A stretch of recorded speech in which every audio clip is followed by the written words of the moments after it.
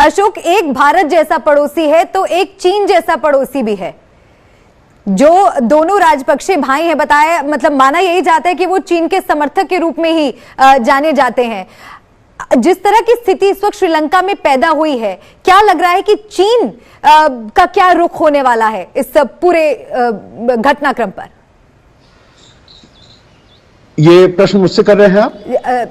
आशुतोष से। अशोक जी, मैं आपके पास आऊंगी इसके बाद। जी जी जी जी जी। अच्छा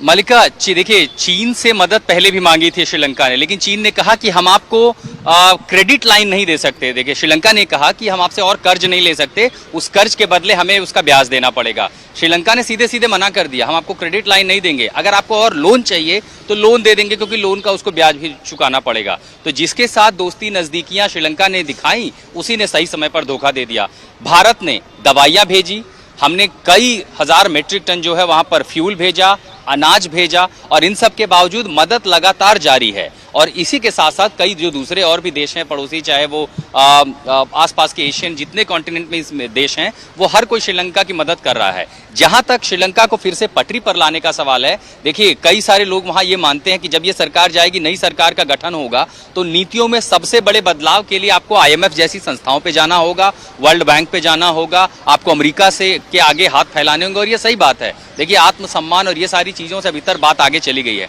कि आपको हाथ फैलाने होंगे, उन्हें ये कहना होगा कि हमें ज्यादा से ज्यादा क्रेडिट लाइन मुहैया कराई जाए, फिर आपका जो आंतरिक ढर्रा है उसको ठीक किया जाए, उस ढर्रे में जो आपने टैक्स कम किए थे जनता को कुछ करने के लिए, वो टैक्स को दोबारा से रिव्यू किया जाए, जो आपने इकोनॉमिक जोन बनाए जहां पर इन्वेस्टमेंट को आपने टैक्स फ्री टोटली डिक्लेयर कर दिया, जिसका सबसे बड़ा फायदा चाइना को हो रहा था और सबसे बड़ा उदाहरण कोलंबो पोर्ट ही उसका है। ऐसी नीतियों को फिर से पलटा जाए, क्योंकि अगर आपके पास टैक्स ही नहीं होगा, रेवेन्यू ही नहीं आएगा, तो आप इसको बेहतर कैसे करेंगे। उसी के साथ साथ जो एशियन देश हैं उनसे आपको क्रेडिट लाइन पर इतनी सप्लाई मिले कि आप अपनी यातायात को दुरुस्त कर सकें, रेल लाइन को दुरुस्त कर सकें, आपके यहाँ लगातार फ्लाइट आए, और फिर जब बेहतर शांति का माहौल होगा, जो कि राष्ट्रपति के इस्तीफे के बाद नई सरकार आएगी, तब जनता के बीच जाए, तो जब ये प्रदर्शन खत्म होंगे तो टूरिज्म पटरी पर लौटेगा। देखिए, भारत में टूरिज्म शुरू हो रहा है, पूरी दुनिया में पर्यटक जाना चाहते हैं, और श्रीलंका अपने आप में प्राकृतिक रूप से गिफ्टेड है, वहां लोग जाना चाहते हैं। हम और आप भी वहां जाएंगे, समय बिताने का मन करेगा वहां पे, लेकिन वो तब होगा जब माहौल, कानून व्यवस्था, ये सब कुछ पर्यटन के अनुकूल होगा। तो जब ये माहौल मिलेगा तो जाहिर है पर्यटन भी बढ़ेगा, कमाई भी बढ़ेगी, और जब धीरे धीरे मांग वहां पर बढ़ेगी तो प्रोडक्शन भी शुरू होगा। तो ये एक पूरा ब्लूप्रिंट शायद वहां तैयार है, लोग जानते हैं कि इसका रास्ता कैसे निकलेगा, लेकिन अभी वो चाहते हैं कि अगर ये राष्ट्रपति की जिम्मेदारी भी है कि नहीं वो सरकार चलाना, नहीं, वो नहीं चाहते। कहते हैं आप अपनी जिम्मेदारी छोड़िए, घर जाइए, नई सरकार आने दीजिए, जिन नीतियों पर चर्चा है उस पर बैठ करके आगे अगली सरकार देश के भविष्य का फैसला करेगी। सर, एक रिपोर्ट में मैंने कहीं पढ़ा था कि भारत अब तक श्रीलंका को $2.5 अरब की सहायता दे चुका है। श्रीलंका ने चीन से मौजूदा हालात की अगर बात की जाए तो मदद मांगी थी, चीन ने $31 मिलियन की मदद दी, और ये माना जा रहा है कि भारत की मदद की तुलना में महज 2% हिस्सा है। यानी कि एक तरफ भारत है जो इस संकट की घड़ी में श्रीलंका की मदद कर रहा है, और दूसरी तरफ चीन है जिससे मदद मांगी जब गई तो कुछ नहीं, बस निराशा हाथ लगी। एक और आपसे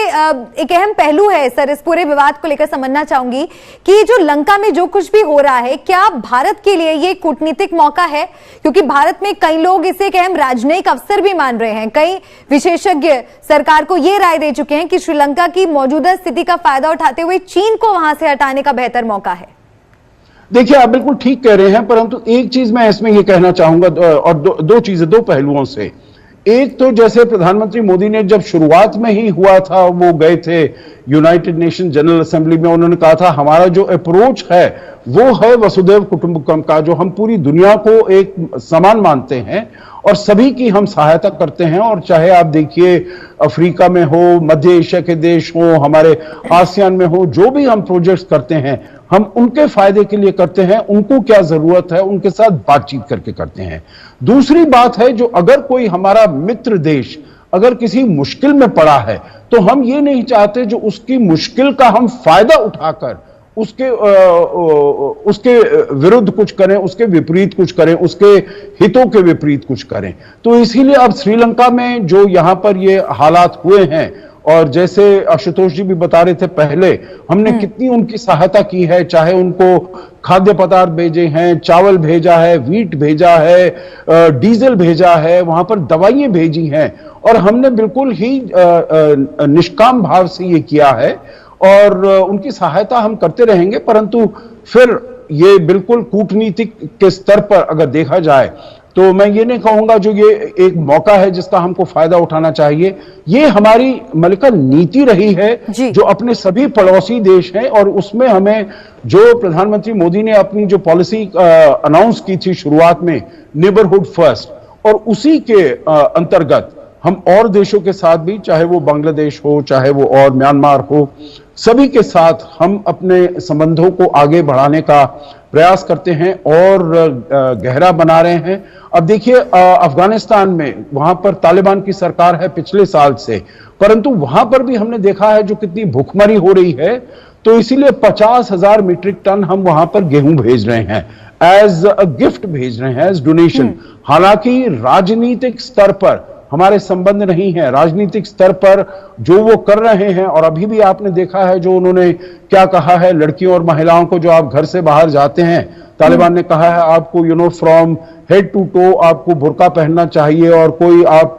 बिना वजह के अगर बिल्कुल ज्यादा जरूरत नहीं है तो घर से बाहर नहीं निकलें। तो ऐसे बहुत सारे उनकी जो नीतियां हैं तालिबान के, जिसको हम अपोज करते हैं, परंतु पॉलिटिकल ऑपोजिशन को अलग रखते हुए वहां की जनता के लिए हमको, वहां पर भुखमरी है, वहां पर मैलन्यूट्रिशन चल रहा है बच्चों के लिए, महिलाओं के लिए, तो हमने वहां पर भेजा है। और वहां पर हमने दवाइयां भी भेजी हैं। पाकिस्तान ने दवाइयां नहीं अलाउ की, हमने इसको ईरान के थ्रू भेजा है, दुबई के थ्रू भेजा है। वहां पर जो कोविड-19 का वैक्सीन है वो हमने भेजा है। तो इसीलिए हमारी जो नीतियां हैं वो अपने जो पड़ोसी देश हैं पर्टिकुलरली, परंतु और जो देश हैं सभी के साथ उनकी खुशहाली के लिए, उनके बेहतरी के लिए काम करना है। और इसमें हमको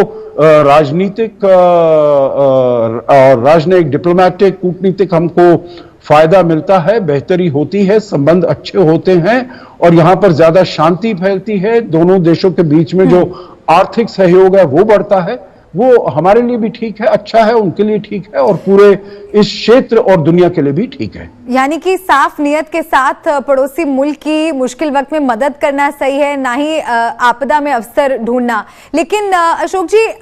अगर भारत वहां के प्रोजेक्ट्स और वहां की राजनीति में प्रभाव जमा पाता है, अगर ऐसा अवसर भारत को मिलता है, तो क्या ये भारत के लिए और श्रीलंका के लिए, या भविष्य में भारत और श्रीलंका के रिश्तों के लिए आपको लगता है कि सकारात्मक होगा? जी बिल्कुल सकारात्मक होगा, और ये हम देख रहे हैं, क्योंकि जब ये नई सरकार आई थी और इनके विरुद्ध भी ये आरोप लगे थे जो वो चीन की तरफ बहुत झुके हुए हैं, तो तब वहां के जो फॉरेन सेक्रेटरी हैं उन्होंने कहा था नहीं, हमारी पॉलिसी है इंडिया फर्स्ट, हम भारत के साथ अपने संबंधों को बहुत अच्छा करना चाहते हैं। और जब वहां की सरकार, वहां की जनता, वहां के लोग ये देखेंगे जो उनकी जब मुश्किल हालात है, मुश्किल वक्त में, समय में, जब भारत ने बिना किसी उसके अपने सेल्फिश मोटिव्स को सामने रखते हुए, जो क्या हमको फायदा मिल सकता है, अपना फायदे को नहीं देखते हुए, परंतु वहां के लोगों के लिए, बेहतरी के लिए, उनके फायदे के लिए वहां पर जो काम किया है, जो उनको पैसा दिया है, जो उनको वहां पर अन्न दिया है, सभी कुछ दिया है, तो यकीनन उसका दूरगामी प्रभाव होगा वहां की जनता पर, उनके मस्तिष्क पर, उनके सोचने पर, वहां की लीडरशिप पर, और हमारे संबंधों को और आगे बेहतर